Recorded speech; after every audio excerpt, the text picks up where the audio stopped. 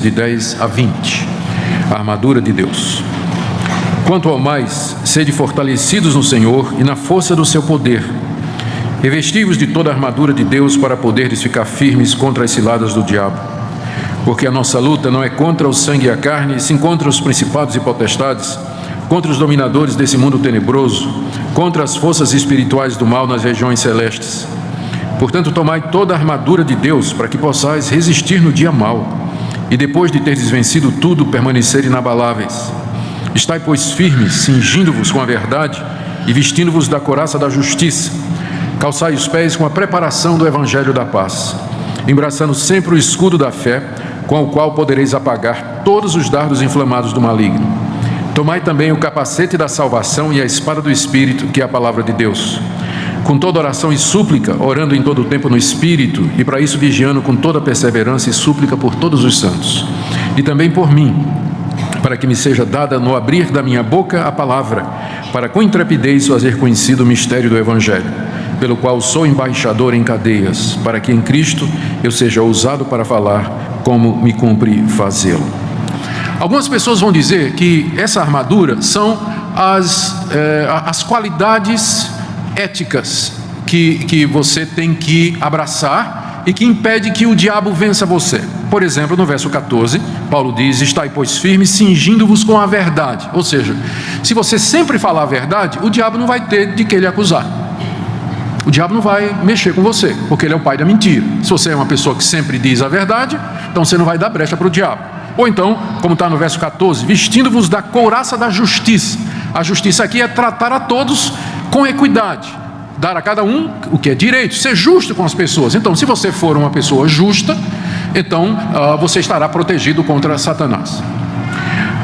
Mas o problema é que Paulo já tinha dito, a outra linha de interpretação, ela diz que essas qualidades que estão descritas aqui não são virtudes nossas, mas é o que Cristo conquistou na cruz para nós, a ponto de que alguns intérpretes dizem que o que ele está fazendo aqui, a armadura, é o próprio Cristo.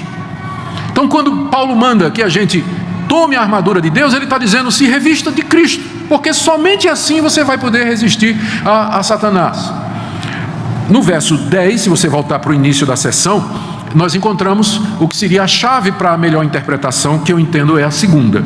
Ele diz: quanto ao mais, sede fortalecidos no Senhor e na força do seu poder. Ele iniciou essa sessão dizendo que nós devíamos nos fortalecer no poder de Cristo. E aí no verso 11 ele diz: revesti-vos de toda a armadura de Deus. Ora, o que você tem aqui é um paralelo.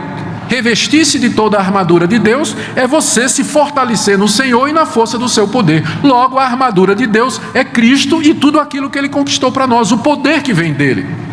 Por isso, quando a gente disser aqui, você tem que se vestir da verdade, não pense na verdade em oposição à mentira, mas é a verdade que é Jesus, a verdade de Deus, a verdade maior de todas. Eu sou o caminho, a verdade e a vida. Só essa verdade é que vai poder lhe dar força para enfrentar Satanás.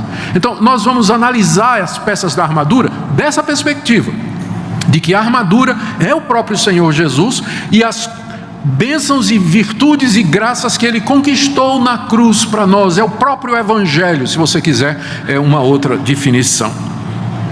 O que significa então tomar essa armadura? Aqui é muito importante. Veja como a importância disso.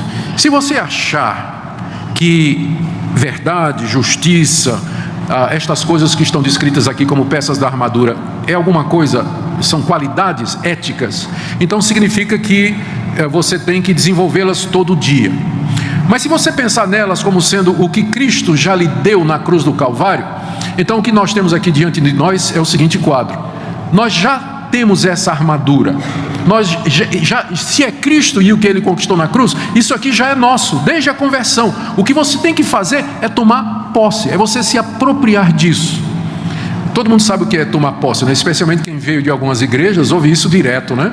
Tome posse, meu irmão, né? Pela fé, tome posse da vitória, tome posse da cruz, da cura, tome posse da prosperidade, tome posse daquele apartamento pela fé, daquela esposa, tome posse. Você já ouviu falar disso? Como eu sou presbiteriano, eu não posso falar muito, né? Nesse termo, não falar muito sobre tomar posse, mas eu vou falar hoje à noite. Você tem que tomar posse disso. Isso significa tomar a armadura de Deus. Quando ele diz, por exemplo, aqui, se cinjam com a verdade já foi dada. Se você é crente em Jesus Cristo, você é crente porque você creu na verdade. Só que você tem que se apoderar disso todo dia. Todo dia você tem que tomar posse disso, em oração. Você vai ver que lá no fim, no verso 18, Paulo fecha a armadura dizendo que você toma essa armadura em oração. Em oração. É a maneira pela qual você veste essa armadura diariamente. Então é assim que ela nos vem. Ela já nos foi dada em Cristo Jesus, e diariamente você tem que se considerar, usando a linguagem paulina de Romanos 6, você tem que se considerar aquilo que Deus diz que você é em Cristo Jesus. Ou, querendo usar uma linguagem evangélica moderna, você se apossa pela fé daquilo que Deus já diz que é seu em Cristo Jesus. Então vamos ver as peças dessa armadura. Paulo aqui está seguindo Isaías 52, verso 7, onde o profeta Isaías diz: quão formosos são os pés daqueles que sobre os montes anunciam o Evangelho. É inspirado nisso que Paulo vai falar sobre as sandálias do Evangelho da paz. Isaías 59, de 15 a 17, que diz que Deus tomou o capacete da salvação e a couraça da justiça e se vestiu de santidade, é onde ele vai tirar a inspiração para o cinto, para a couraça e para o capacete. Ele só acrescenta escudo e espada, mas tudo mais está no Antigo Testamento, especialmente no livro do profeta Isaías, como eu já disse, 52 e 59. Vamos então ver cada uma dessas peças. A primeira que ele coloca aí, no verso 14, é a verdade. Nós temos que nos cingir, nos vestir da verdade como ela se fosse um cinto. O cinto era a peça mais importante da armadura do soldado romano. Ele cobria toda essa parte do abdômen aqui, e era onde ele pendurava, ou era o suporte do restante da armadura. Era onde ele ia amarrar a couraça, era onde ele ia colocar a espada. Tudo era pendurado ou suportado pelo cinto. Então não é de estranhar que Paulo começa dizendo que a verdade é o cinto da armadura. Ou seja, é daí que nós partimos, a verdade do Evangelho que Deus revelou. E de que maneira isso nos protege contra Satanás? É como eu disse, a arma maior do diabo é o erro religioso.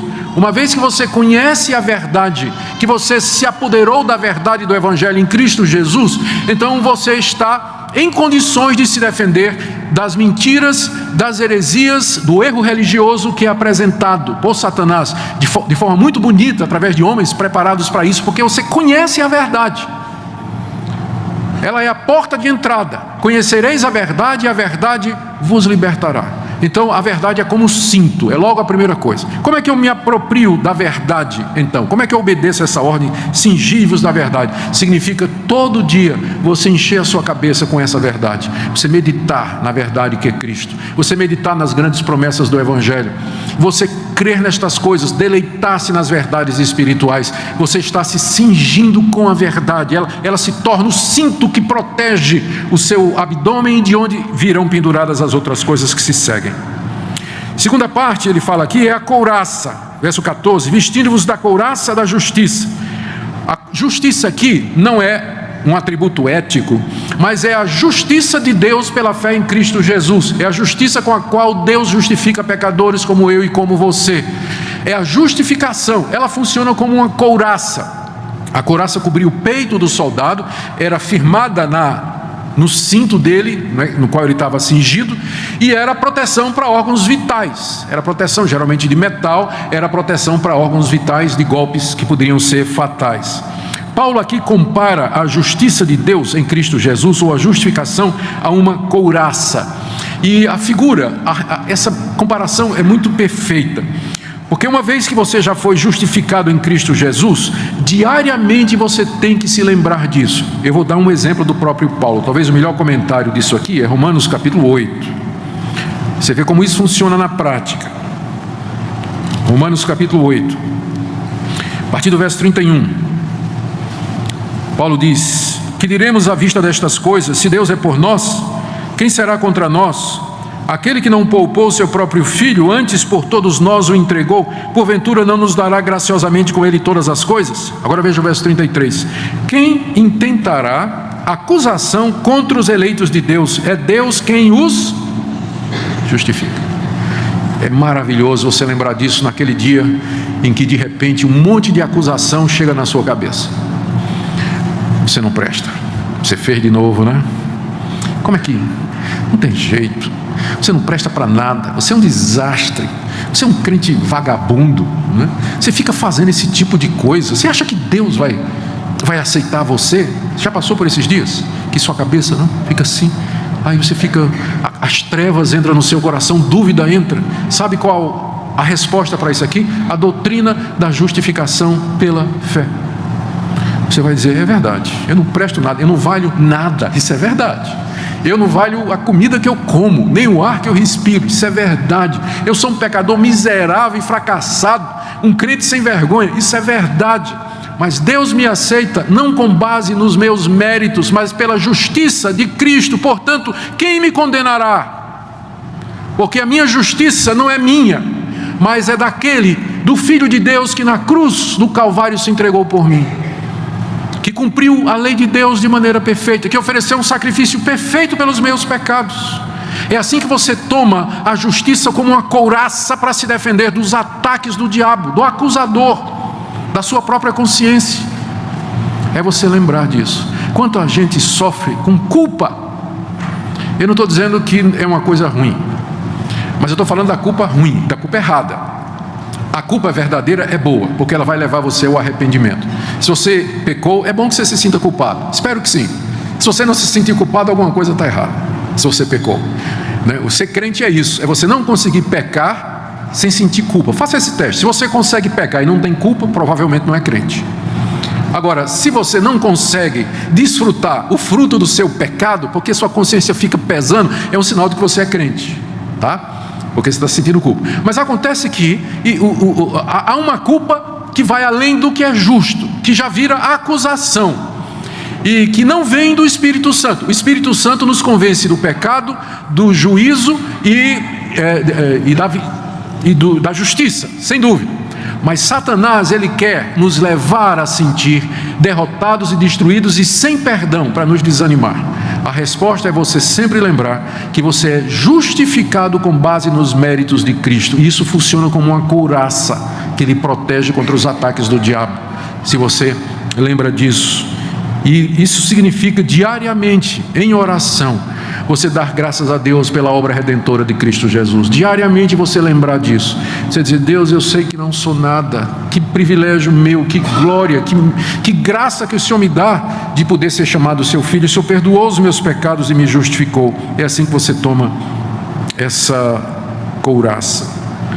Terceira parte da armadura que Paulo menciona é a paz do Evangelho, como um sapato, verso 15. Calçai os pés com a preparação do Evangelho da paz. O calçado do soldado romano era uma semibota entrelaçada com o solado de couro duro, que tinha como objetivo evitar os objetos pontiagudos que os inimigos jogavam no campo de batalha.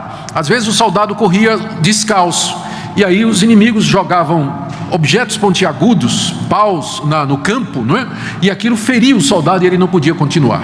Para que ele pudesse correr no campo de batalha com segurança e com firmeza, ele precisava ter os pés calçados e protegidos, para que ele pudesse então correr no campo de batalha ao encontro do inimigo ou se defender. E o que é que significa isso? A paz, isso pode ser traduzido da seguinte maneira: a paz que o Evangelho produz, ela funciona como uma preparação para o combate, como os sapatos que um soldado coloca antes de entrar no campo de batalha. Então essa paz que o Evangelho traz é comparada a esse sapato que o soldado coloca no início do conflito. E essa paz aqui é a paz do Evangelho, o Evangelho da paz ou a paz que é produzida pelo Evangelho. O Evangelho é a boa notícia de que Deus nos amou e que deu o seu Filho para morrer pelos nossos pecados. E pela fé em Cristo Jesus, eu sou perdoado e agora eu tenho paz com Deus. Deus não é mais o meu inimigo. Agora imagine você ir para uma guerra contra o diabo e além do diabo você ainda ter Deus como inimigo. Não tem jeito de ganhar essa, né? Não tem jeito. Então se você vai para a batalha contra Satanás, você precisa estar em paz com Deus, você precisa ter Deus ao seu lado, não é verdade? Então é o Evangelho que reconcilia você com Deus, e aí você tem condições de enfrentar o diabo. Que situação terrível do homem sem Deus. Ele não somente tem o diabo como inimigo, mas o próprio Deus. Como ele escapará da condenação eterna e da destruição? Como? Sem Cristo e sem Deus, uma pessoa vai escapar. Ela precisa ter paz com Deus através do Evangelho, que vai funcionar como as sandálias com as quais ele vai poder correr no campo de batalha e enfrentar o inimigo. Sem isso, você está perdido, não somente porque não terá forças contra o diabo, mas também porque não tem paz com Deus. E Deus é o próprio inimigo e o maior de todos. A quarta peça que Paulo descreve aqui é a fé em Cristo como escudo. Veja aí o verso 16. Embraçando sempre o escudo da fé, com o qual podereis apagar todos os dardos inflamados do maligno. O escudo que Paulo se refere aqui é um escudo quadrado, que é muito popular nos filmes de Hollywood, quando mostra a legião romana fazendo aquelas manobras, né? O soldado com aqueles escudos quadrados, aí eles se juntam um ao outro, fica parecendo uma tartaruga, né? Não passa nada, e aí eles vão avançando. Havia um escudo menor, redondo, que era mais para o combate corpo a corpo, mas o escudo que Paulo está falando aqui, a palavra escudo aqui vem da palavra porta no grego, ou seja, aquele obstáculo quadradão que não deixa você entrar. É aquele escudo. E esse escudo, ele era às vezes feito de uma dupla folha de madeira para impedir. O que acontecia? A flecha incendiária batia na primeira camada e se extinguia ali, não passava para a segunda camada. Ou então era um escudo que era coberto de peles de animais molhada, para enfrentar os dardos incendiários, que era uma arma terrível naquela época. Era uma seta cuja ponta era envolvida em material inflamável. O soldado acendia e jogava, onde batia fazia incêndio. Então esse tipo de escudo, era um escudo oblongo, grande, ele servia para apagar esse tipo de seta. A seta batia ali e morria. Um outro detalhe interessante, a palavra apagar aqui, na língua grega, é de onde vem a palavra asbesto, que em português se refere a um material inflamável, que ainda hoje é usado, né? O asbesto ainda hoje é usado. Então, o que funciona como um escudo que apaga as setas do maligno? Paulo diz que é a fé. Está aí no verso 16. Mas fé em quê? Você tem que fazer aqui essa importante distinção. Pessoas falam da fé como se a fé tivesse uma força inerente. Fé é o ato de você crer, é a capacidade de você confiar em alguma coisa. Mas o que vai fazer a diferença não é o fato de que você crê, mas naquilo em que você crê. Por exemplo, se você crê numa mentira, você vai para o inferno mesmo tendo fé. Não é verdade? Se você crê numa mentira, então você vai ser condenado, porque o que salva não é o fato de que você tem fé, mas aquilo em que você crê. Quem salva é Cristo. E se você tiver fé em Cristo, você será salvo. Se você tiver fé nos santos, ou nos ídolos, ou nos deuses pagãos, ou em nada, você vai para o inferno, porque nenhuma dessas coisas salva. Quem lhe salva é Jesus Cristo. Então quando ele diz a fé funciona como escudo, é a fé no Senhor Jesus, no Evangelho, na verdade. Como é que eu me revisto disso? Diariamente eu tenho que exercitar a minha fé. Paulo, em outro lugar, em Romanos, capítulo 10, ele diz que a fé vem pelo ouvir a palavra de Deus. E mais uma vez nós voltamos para aquilo que dissemos desde o começo. Como é que eu me revisto das peças dessa armadura? Todo dia, em oração, gastando tempo com Deus, lendo a sua palavra, meditando na palavra, enchendo a minha mente da sua palavra, vendo as grandes promessas. Quando você faz isso, a fé brota. Tem gente que fica dizendo assim, mas puxa, eu não tenho fé, minha fé é tão pequenininha. Aí geralmente a pergunta que eu faço é o seguinte: você lê a Bíblia todo dia? Não. Então, né? Mas sua fé é como um músculo, né? Você tem que exercitar, que senão vai ficar atrofiado. E o que desperta a fé não são objetos, né, como algumas igrejas de libertação dizem aí, mas é a palavra de Deus que desperta a fé. Por isso você precisa todo dia gastar tempo em oração para tomar a armadura de Deus, e à medida que você faz isso, a fé, ela cresce, a confiança em Cristo. Fé que vai lhe dar coragem, que vai lhe dar ousadia, que vai lhe dar confiança. A quinta peça está no verso 17 também, final do verso. Tomai a espada do Espírito, que é a palavra de Deus.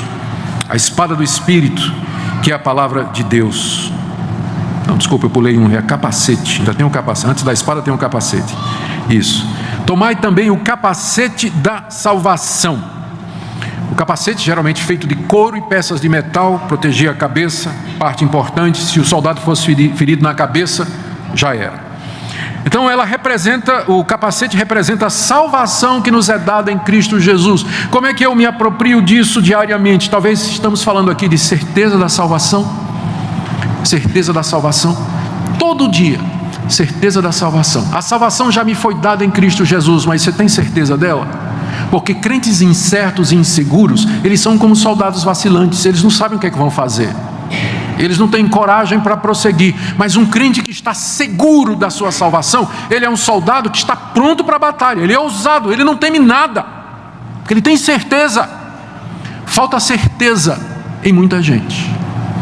É possível uma pessoa ser crente de verdade e não ter certeza. Quais são as razões pelas quais um crente perde a certeza? A consciência ferida por algum pecado.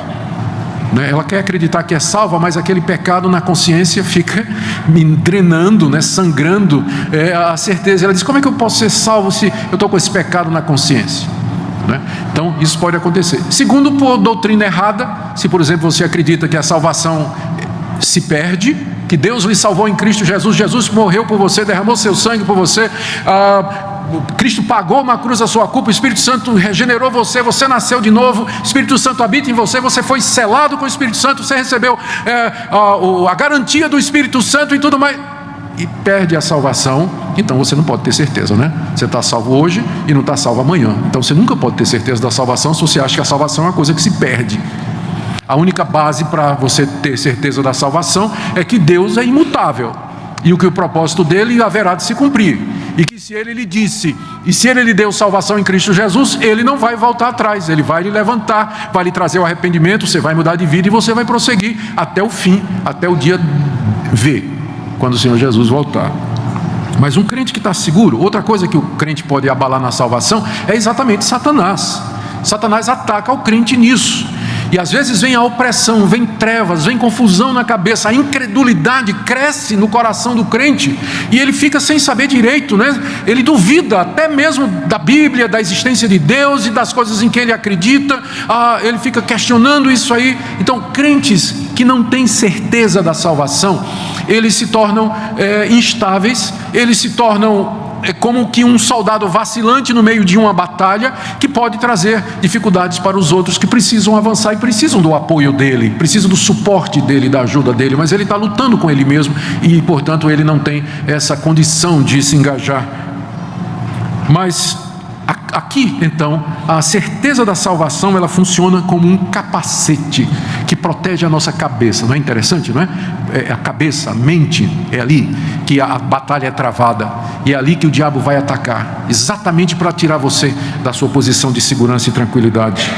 E mais uma vez, como é que eu tenho essa certeza de salvação? Diariamente na presença de Deus, sondando o meu coração, lembrando o que Ele fez por mim, lembrando da sua graça e da sua misericórdia e das suas promessas. Agora sim, em sexto lugar, a palavra de Deus como espada, final do verso 17, tomai a espada do Espírito, que é a palavra de Deus. Tem dois tipos de espada que era usada pelo soldado romano. Uma era uma espada comprida, que não é a que Paulo menciona aqui, e a outra é uma mais curta, que era levada à cintura, e que o soldado usava no corpo a corpo para a defesa. É essa espada que Paulo menciona aqui, e ela representa a palavra de Deus. E Paulo está dizendo que quem usa essa palavra é o Espírito, não é isso? A espada do Espírito, ou seja, a espada que ele usa. Talvez a melhor ilustração para isso que Paulo está dizendo aqui é a tentação de Jesus no deserto. Jesus foi levado ao deserto para ser tentado. Primeira tentação: você é o Filho de Deus, dize que estas pedras se transformem em pães. Qual foi a resposta de Jesus? Está escrito, nem só de pão viverá o homem. E assim foi com a segunda, e assim foi com a terceira tentação. Todas elas Jesus respondeu dizendo: está escrito. Isso significa a espada do Espírito, que é a palavra de Deus na guerra espiritual. Você responder às dúvidas, questionamentos, a mentira, as acusações e a culpa com está escrito. Agora, como é que você vai responder isso se você não conhece a Bíblia? Jesus Quando isso aconteceu com ele, tinha 30 anos de idade. O menino judeu começava a memorizar a Bíblia antes dos 12 anos. 12 anos tinha aquele momento de iniciação em que ele já deveria saber decorada boa parte da Torá. Então Jesus conhecia, todas as citações são do livro de Deuteronômio. Então Jesus, alguns dizem que ele passou 40 dias no deserto meditando na palavra de Deus. Quando Satanás veio, ele estava pronto para responder. Então, está você no seu carro, o goiano fecha você. Aí vem a acusação. Pode ser um paraibano também. Aí vem a vontade. Xinga ele. É justo. Aí você vai dizer, não porque está escrito. O quê? O que é que está escrito que você poderia dizer agora? Você está no trabalho, é assediado por uma mulher, uma funcionária, alguém que lhe assedia. Tentação. Teu casamento não vai bem, tua mulher não gosta de ti, vocês já não falam, já não tem relações há não sei quanto tempo. Deus compreende a sua necessidade. Você responde, está escrito. O quê? O que é que você vai responder? Se o chefe chega no trabalho e diz, olha, passa essa nota aí, ou faz essa assinatura aí nesse contrato. Não é bem isso que aconteceu, mas não compramos por tanto, mas vamos dizer que foi por tanto aí. Não faz mal. Aí vem, é isso mesmo, senão você vai perder seu emprego, não é? Você tem que fazer isso que o chefe está mandando. Você responde dizendo, está escrito. Não farei, porque está escrito. O quê? Entende o que eu estou dizendo? Sabe por que muito crente cai? Porque ele não sabe onde está escrito. E ele não sabe o que está escrito. E na hora da necessidade, ele não tem em que se agarrar, ele não tem argumento no seu coração. Ele não tem argumento com que responder. Dia a dia, nas questões práticas, lembrar a palavra de Deus. A gente não diz que a Bíblia é como lâmpada para os nossos pés, luz para o nosso caminho. A gente não diz que ela é a espada do Espírito, é o martelo que despedaça a rocha, que é a única regra de fé e prática. Mas como é que isso funciona no dia a dia, na prática? Exatamente isso, você tem que tomar a espada do Espírito, que é a palavra de Deus, para você poder rebater as acusações, as mentiras, as tentações que vêm todo dia na sua cabeça. Então é isso que significa, tomando a palavra de Deus como espada. Agora, fechando aqui, verso 18, Paulo diz, com toda oração e súplica, orando em todo o tempo no Espírito, para isso vigiando com toda perseverança e súplica por todos os santos. Eu queria sugerir que o verso 18 está ligado ao verso 13. A ligação seria mais ou menos assim: portanto, tomai toda a armadura de Deus, verso 18, com toda oração e súplica. Em outras palavras, o que Paulo está dizendo é de que maneira nós vamos tomar toda a armadura de Deus. Como é que nós tomamos a verdade como cinto, a couraça, a justiça como couraça, a paz do Evangelho como sandália, a fé como escudo, a salvação como capacete e a palavra de Deus como espada. Como é que eu tomo isso diariamente? Resposta: com toda oração. Está aí, ó, o que ele diz no verso 18: com toda oração e súplica, orando em todo o tempo. Veja o que ele diz: toda oração e súplica quer dizer todo tipo de oração e súplica, porque aí isso envolve louvor, adoração, ação de graças, confissão, intercessão. Há vários tipos, muitos tipos de oração na Bíblia, com toda oração e súplica. É assim que eu visto a armadura de Deus. Veja mais, ele diz ainda: em todo tempo, no Espírito. É orar sem cessar. Irmãos, é importante que nós tenhamos momentos de oração, horários de oração. É bom, você devia, quando puder, participar dessas reuniões de oração que estão disponíveis na nossa igreja, em outros lugares também. Mas estas reuniões de oração, elas não substituem o dever que o crente tem de orar sempre, orando em todo o tempo. É orando no trânsito, é orando no trabalho, orando em casa, é orando na escola, orando na igreja. Em todo o tempo, uma vida constante de comunhão com Deus. Existe uma diferença que não é muito grande, é sutil, entre a oração e o espírito de oração. Um crente que tem espírito, ele vive numa atitude de oração o tempo todo. O coração dele está unido a Deus, no espírito de oração. Então qualquer coisa que acontece, na hora, ele tem uma palavra com Deus. Senhor, você ouviu isso? Senhor, eu não estou me sentindo bem aqui. O que é que eu respondo a isso aqui? Entende? Ele está em comunhão com Deus. Tá no WhatsApp lá, ele e Deus, sim, falando, tá ligado, um com o outro. Em espírito de oração, ele passa o dia todo falando com Deus. Ele não tirou 15 minutos, meia hora, 1 hora para ler a Bíblia e orar e fazer, e daí esquece de Deus no resto do dia, mas ele passa o dia todo orando em todo o tempo, no Espírito. Pelo Espírito de Deus ele está em comunhão com Deus. Isso é uma atitude que você, é claro, estou dizendo, isso não impede, ao contrário, isso até estimula, você vai sentir vontade de querer participar de reunião de oração, ir para reunião de oração, gastar tempo com Deus, com os irmãos, isso aí é essencial também, mas a base de tudo isso é você estar numa atitude de oração o tempo todo, o tempo todo. É interessante que a Bíblia não diz qual é o melhor horário de orar. Tem gente que acha que é de noite, também a Bíblia não diz qual é o melhor lugar de orar, tem gente que acha que é no alto do monte, né? Vendo o foguinho santo assim, brilhando ao redor. Tem gente que acha que é, sei lá em Jerusalém.